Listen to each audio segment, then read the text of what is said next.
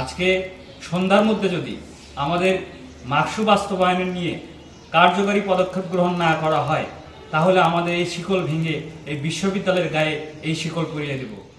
প্রিয় শিক্ষার্থীবৃন্দ, আমরা আজকে মাওলানা ভাসানী বিজ্ঞান ও প্রযুক্তি বিশ্ববিদ্যালয় কেন্দ্রীয় ছাত্র সংসদের দাবিতে আমরা মৌন অবস্থান কর্মসূচি পালন করছি।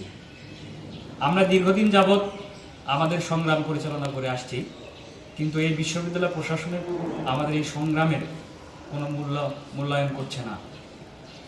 এই ফলশ্রুতিতে সংগ্রামের ধারাবাহিকতায় আমরা সর্বশেষ 26শে জানুয়ারি আমরা প্রমিস ফর মাকসু কর্মসূচি দিয়েছিলাম।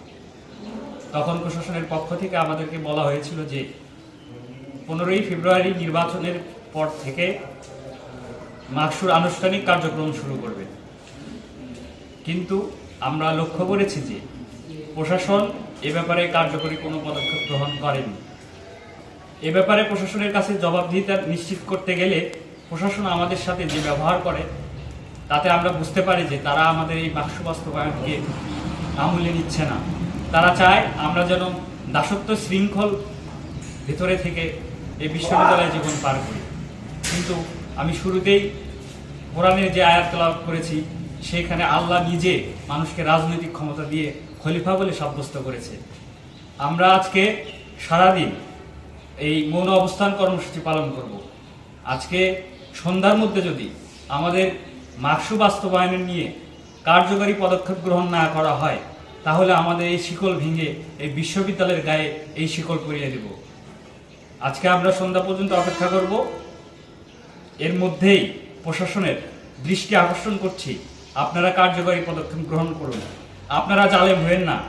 আপনারা যদি জালেম হন, তাহলে আপনারা জানেন, আপনারা দেখেছেন এই বিশ্ববিদ্যালয়ে ডক্টর ফরহাদ হোসেন স্যার যে জালেমে উপনীত হয়েছিলেন, তার শেষ পরিণতি কী হয়েছিল, সেই বিষয়টি এই বিশ্ববিদ্যালয়কে স্মরণ করে দিতে চাই। আমরা এও স্মরণ করে দিতে চাই যে পৃথিবীতে যুগে যুগে ফিরাউন থেকে শুরু করে আজকের শেখ হাসিনা পর্যন্ত সকল জালেম কিভাবে তাদের অধঃপতন হয়েছে। তাই আমরা আপনাদেরকে বলবো, আপনারা জালেম হবেন না। আপনারা শিক্ষার্থীদের অভিপ্রায়কে মূল্যায়ন করুন। আপনারা আমাদের এই সংগ্রামকে মূল্যায়ন করুন। আপনারা যদি আমাদের এই সংগ্রাম দীর্ঘমেয়াদী নিয়ে যান, তাহলে এই সংগ্রাম সহিংসতায় রূপ ধারণ করতে পারে। সেজন্য আপনারা নিজেরাই দায়ী থাকবেন।